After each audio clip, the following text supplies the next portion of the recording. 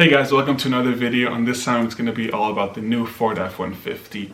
By the way, if you guys are new here, definitely subscribe, like this video, and by the way, thank you guys for the 200 subscribers.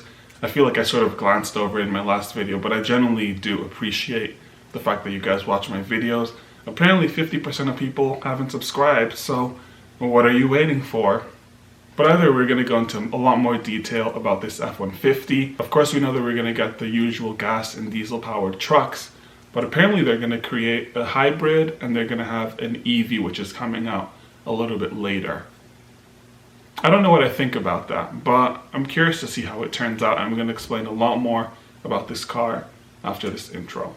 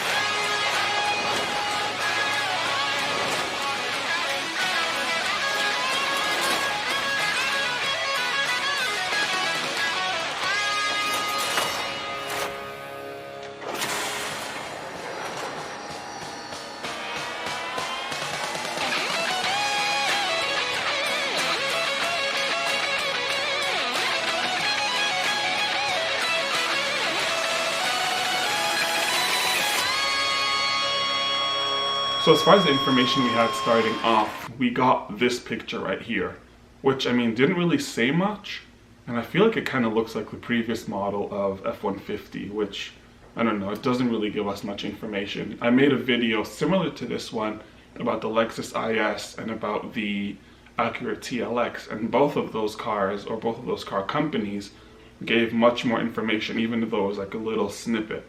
Like for example, for the Lexus IS, you knew at least what the badge would look like, you know what the headlights were going to look like. Actually, I'm filming this before the actual video is going to drop, so it's going to drop, well, it dropped yesterday at 8 p.m. Eastern time. So, of course, I'm kind of curious, as are you guys, how it's going to look.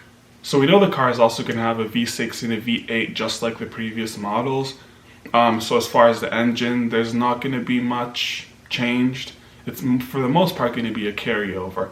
What is pretty interesting is the fact that they're not only coming out with a hybrid, meaning they're going to have gas and battery powered vehicles all in one, but they're going to come out with a full-on EV, so a full-on electric, and I'm guessing it's going to be a plug-in most likely. I'm not entirely sure how that's going to work out, but of course, again, we're going to find out a lot more about it in the future. I'm kind of curious how the EV does, mainly because I feel like there's a lot of noise about more car companies coming out with electric vehicles. Of course, we have the Rivian, which I made a video about centuries ago at this point. I don't think I made a video though, but the Tesla Cybertruck, when that came out, and actually take that back, I think I did make a video, but a brief one. But regardless, we have, two off the top of my head. The same company, Ford, came out with a Mustang, but it's going to be like a crossover EV type deal. So you can definitely tell that more companies these days are kind of gravitating towards making full-on EV vehicles, or I guess EVs, because EV is electric vehicle, so you wouldn't say EV vehicle. Either way, it has some pretty interesting features. So you're going to have a sleeper seat. So you're going to be able to fold the seat into some sort of way that makes it easier for you to sleep. And then you're going to also have an onboard generator. So I'm guessing this car is going to be made for the kind of people who need to camp, or maybe they need some sort of power source for being out in nature, out in the wild. I don't know. We know this car is going to be coming out fall of this year. So I'm kind of curious more to see how the hybrid does, because I feel like for Ford fans, if they bought the last version of the Ford, they're more likely to buy the newer version.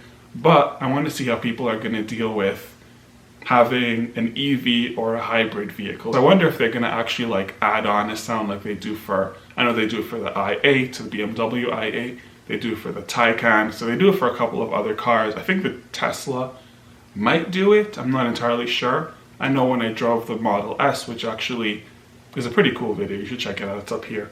See if me driving one is going to be enough to change my mind. So without further ado, let's get to it.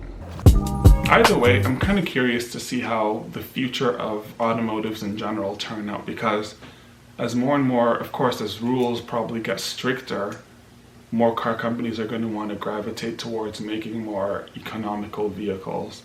Like Ford, for example, I think, and I could be wrong, but I think they ditched making all their sedans and they just make trucks now. I think either it's Ford or maybe I'm mixing them up with another company. But it seems like a lot more companies are like, let's focus on this one thing and let's try to make it as environmentally friendly as possible.